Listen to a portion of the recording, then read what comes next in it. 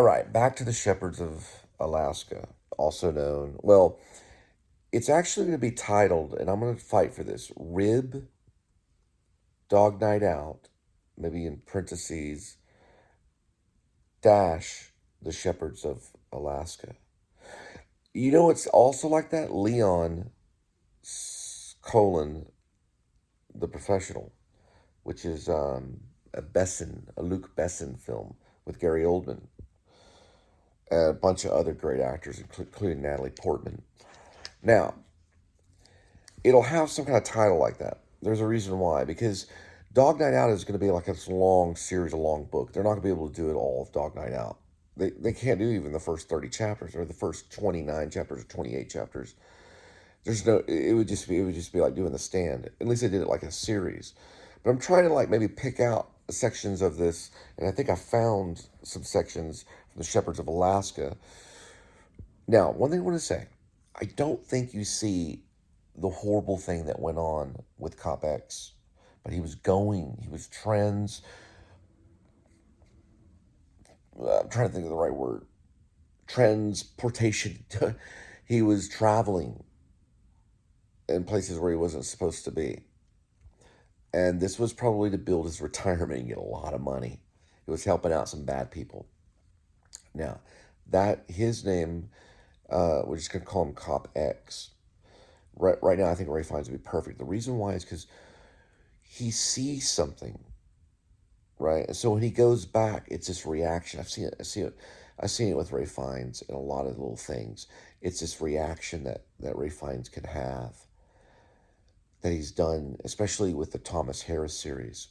Thomas Harris, he was a writer. He told all of Silence of the Lambs. He told the whole story. He kind of talks like that, a little like Gary Oldman, and when Gary Oldman played him, like a version of him, he had that kind of accent. They're brilliant actors. All those Royal Shakespeare guys are. He told the whole story of Silence of the Lambs to his mom over the phone for a long time. Okay, anyway, let me explain this. This is weird. With my mom, I'm going to tell this one thing about my mom. When I was younger in high school, I went in to my mom's bedroom one time and did this whole composure of a symphony that you could not hear.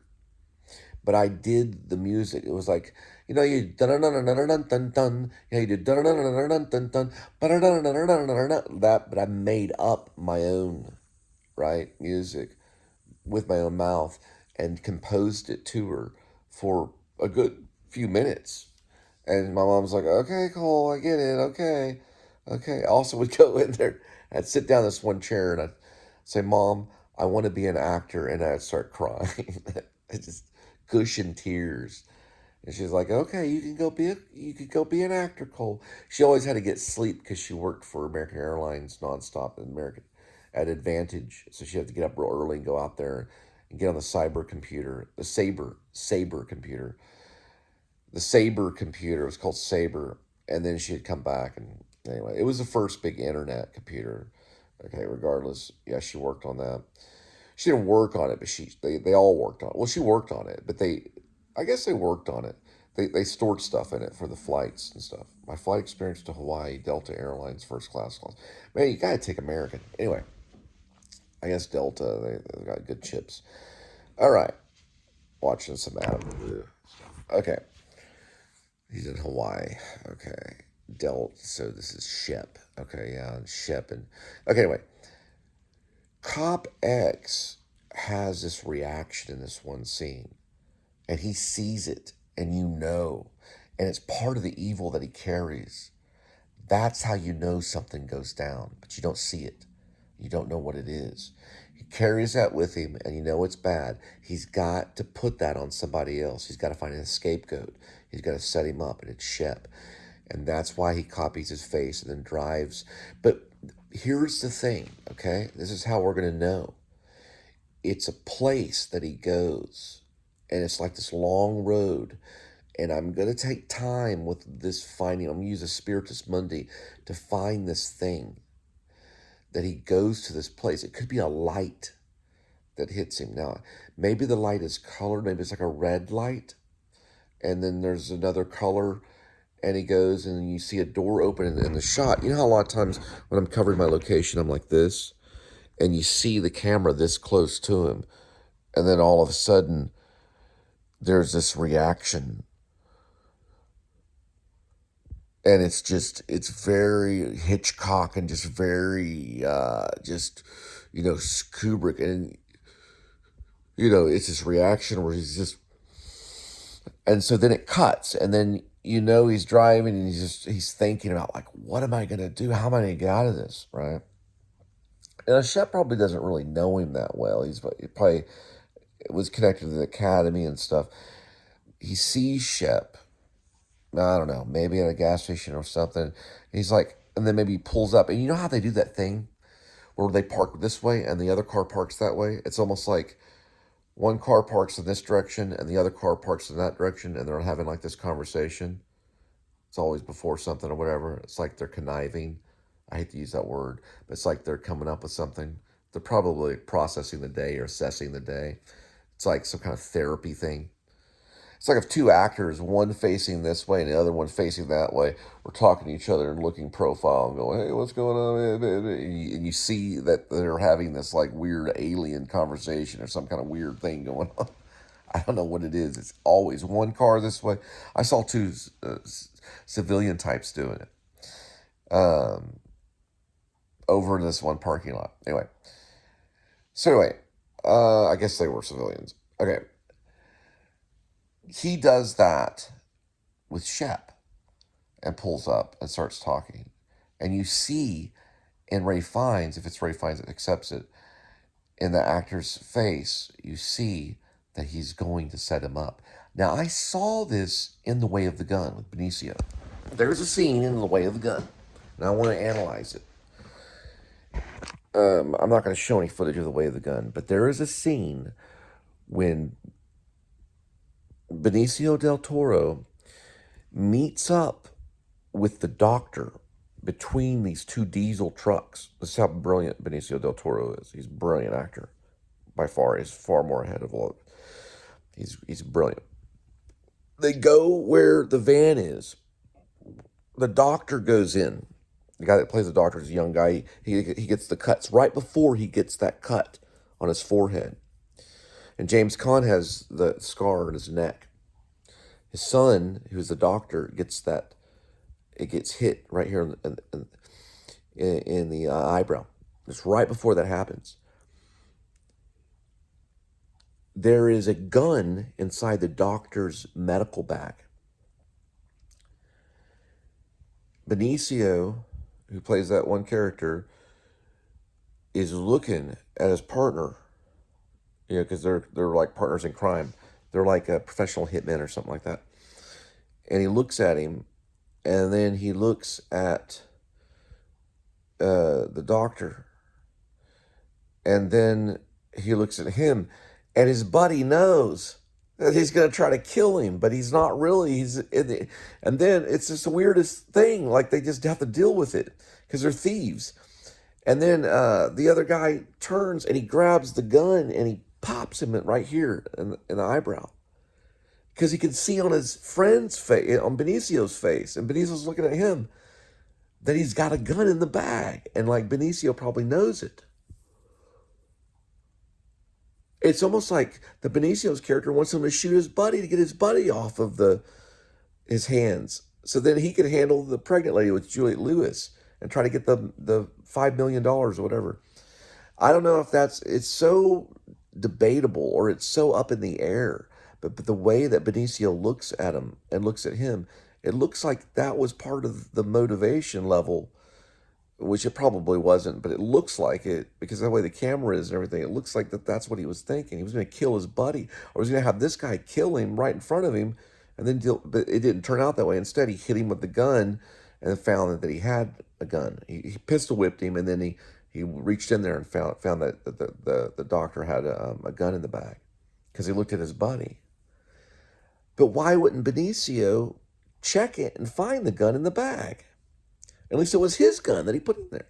It's real weird. Then later on, he undoes the gun when he's at this bathroom gas station. This guy comes by, use the restroom. He's like, "Hey, get lost," and the doctor's in there messing with his new cut that he got from the other thief, Ryan Phillippe or something like that, was playing the other character, and he's like, and